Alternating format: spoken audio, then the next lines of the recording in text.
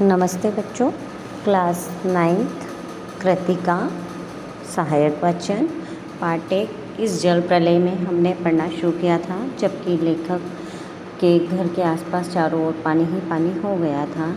तब उसे नींद नहीं आ रही थी। उसे स्मृति में बस यही एक एक करके सवाल आ रहे थे कि जो चलचित्र यानी टीवी में जो दृश्य दिखाए गए हैं, अगर इस तरीके का हाल मेरे घर के आसपास हुआ तो क्या होगा।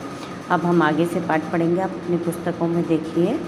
1947 मनिहारी, तब पूर्णिया अब कटिहार जिला के इलाके में गुरुजी स्वर्गीय सतीनाथ भादुड़ी के साथ गंगा मैया की बाढ़ से पीड़ित क्षेत्र में हम नाव पर जा रहे हैं। चारों ओर पानी ही पानी है। दूर एक द्वीप जैसा बालूचर दिखाई पड़ा। हमने कहा वहाँ चलकर जरा चहलकदमी करके टांगे सीधी कर लें। भादुड़ी जी कहती हैं, किंतु सावधान, ऐसी जगहों पर एकदम रखने से पहले यह मत भूलना कि तुमने पहले ही वहाँ हर तरह के प्राणी शरणार्थी के रूप में मौजूद मिलेंगे। और सचमुच चींटी चींटे से लेकर सांप बिच्छू और लोमड़ी सियार तक यहाँ पनाह ले रहे थे। भादुड़ी जी की हिदायत थी, हर नाव पर पका ही घाव, पानी में पेड़ की उंगलियाँ सड़ जाती हैं, तलवों में भी घाव हो जाते हैं कि दवा, दिया सलाई की डिबिया और केरोसिन तेल रखना चाहिए।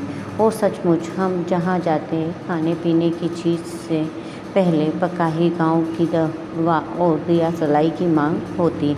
1949 उस बार महानंदा की बाढ़ से घिरे वापसी थाना के एक गांव में हम पहुँचे। हमारी नाव पर रिलीफ के डॉक्टर साहब थे। गांव के कई बीमारों को नाव पर चढ़ाकर कैंप में ले जाना था।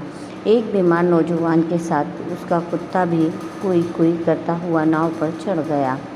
डॉक्टर साहब कुत्ते को देखकर भीषण भयभीत हो गए और चिल्लाने लगे, आ रे कुकुर नहीं, कुकुर नहीं, कुकुर को भगाओ। बीमार नौजवान झप से पानी में उतर गया। हमारा कुकुर नहीं जाएगा तो हम हू नहीं जाएगा।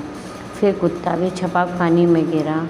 हमारा आदमी नहीं जाएगा तो हम हू नहीं जाएगा। परमान नदी की बाढ़ में डूबे हुए एक मुसहरों की बस्ती में एक राहत बांटने गए। खबर मिली थी वे कई दिनों से मछली और चूहों को झुलसा कर खा रहे हैं, किसी तरह जी रहे हैं। किंतु टोले के पास जब हम पहुँचे तो ढोलक और मंजीरों की आवाज़ सुनाई पड़ी। जाकर देखा एक ऊंची जगह मचान बनाकर स्टेज की तरह बनाया गया था।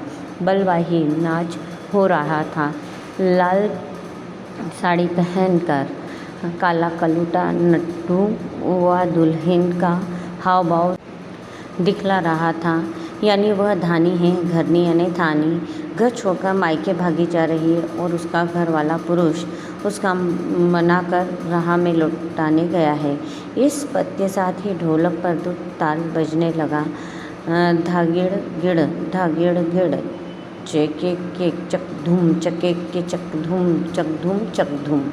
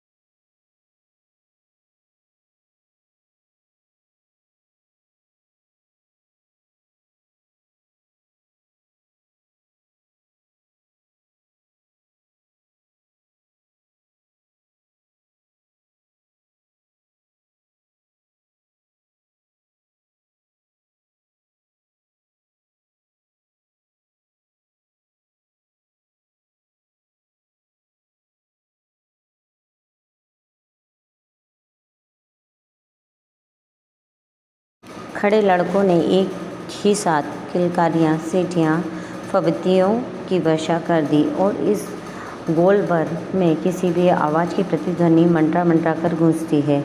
सो सब मिलाकर स्वयं ही जो ध्वनि संयोजन हुआ उसे बड़े से बड़े गूढ़े संगीत निर्देशक बहुत कोशिश के बावजूद नहीं कर पाते। उन फूहड़ युवकों की सारी एग्जीबिशनिज्म तुरंत छूमंतर हो गई और युवतियों के रंगे लाल लाल ओठ और गाल काले पड़ गए। नाव पर अकेला ट्रांजिस्टर था जो पूरे दम के साथ मुखर था। नैया तोरी मझधार, होशियार होशियार, काहू राम सिंगार, पनिया आ रहलो है, उहू न आ रहलो है। 2:30 बज गए हैं मगर पानी अब तक आया नहीं। लगता है कहीं अटक गया, अथवा जहाँ तक आना था आकर रुक गया, अथवा तटबंध पर लड़ते हुए इंजीनियरों की जीत हो गई शायद, या कोई देवी चमत्कार हो गया। नहीं तो पानी कभी कहीं भी जाएगा तो किधर से?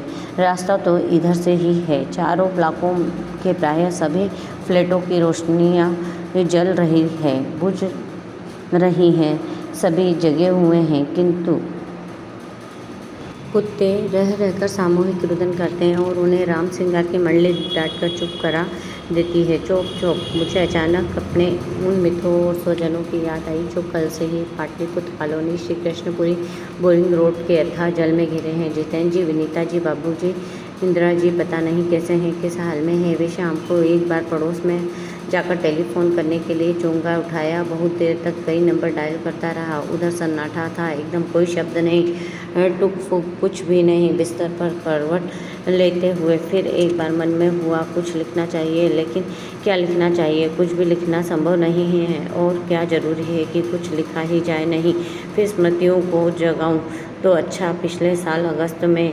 नरपतगंज थाना चकरदाह गांव के पास छाती भर पानी में खड़ी एक आसन प्रसवा हमारी ओर गाय की तरह टुकुर टुकुर देख रही थी। नहीं, अब भूली बिसरी याद नहीं, बेहतर है आंखें मूंदकर सफ़ेद भेड़ों के झुंड देखने की चेष्टा करूं। उजले उजले सफ़ेद भेड़ों के झुंड, किंतु सभी उजले भेड़ अचानक काले हो गए। बार बार आंखें खोलता हूँ, मूंदता हूँ, काले को उजला करना चाहता हूँ। भेड़ों के झुंड भूरे हो जाते हैं।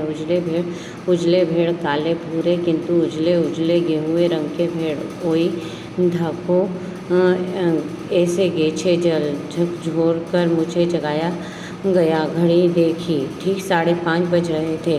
सवेरा हो चुका था। आ रहलो है पनिया, पानी आ गेलो हो। राम सिंगार हो, मोहन रामचन्नर, अरे हो। आंखें मलता हुआ उठा पश्चिम की ओर। थाने के सामने सड़क पर मोटी डोली की शक्ल में मुंह में झाग फेंक दिए पानी आ रहा है, ठीक वैसा ही जैसा शाम को कॉफ़ी हाउस के पास देखा था। पानी के साथ साथ चलता हुआ, किलोल करता हुआ बच्चों का एक दल उधर पश्चिम दक्षिण कोने पर दिनकर अतिथिशाला से और आगे बस्ती के पास। बच्चे कूद क्यों रहे हैं? नहीं, बच्चे नहीं, पानी है। वहाँ मोड़ है, थोड़ा अवरोध है, इसलिए पानी उछल रहा है। पश्चिम उत्तर की ओर ब्लॉक नंबर M1 के पास पुलिस चौकी के पिछवाड़े में पानी का पहला रेला आया। ब्लॉक नंबर 4 के नीचे सेठ की दुकान के बाएं बाजू में लहरें नाचने लगी। अब मैं दौड़कर छत पर चला गया। चारों ओर शोर कोलाहल, कलख, चीख पुकार और पानी का कलकलरव, लहरों का नर्तन। सामने फुटपाथ को पार कर अब पानी हमारे पिछवाड़े में सशक्त बहने लगा है। गोलबर के गोल पार्क के चारों ओर पानी नाच रहा है। आ गया। पानी बहुत तेज़ी से बढ़ रहा है, चढ़ रहा है। करंट कितना तेज है? सोन का पानी है? नहीं, गंगा जी का है।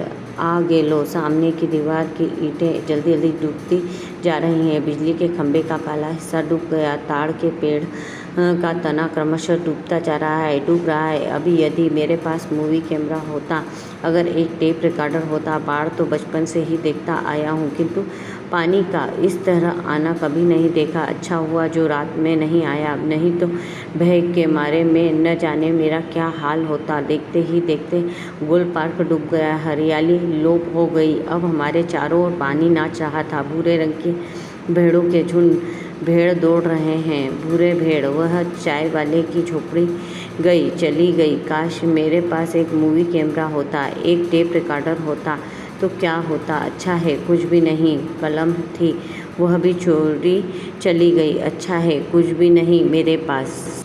बच्चों, इसी के साथ यह पाठ समाप्त होता है। लेखक का जो भय था उसके सामने, उसके वास्तविक रूप में, उसकी आंखों के सामने वह जल प्रलय के रूप में था। अब इस पाठ अभ्यास के जो प्रश्नोत्तर है बेटा, वो आप लोगों को सभी को अपनी कॉपियों में करने हैं। अब इसके बाद हम पार्ट 2 करने से पहले व्याकरण करेंगे, जिससे कि आपकी अब बहुत जल्दी एग्ज़ाम होने वाली है और आप अपने एग्ज़ाम की तैयारी कर सकें।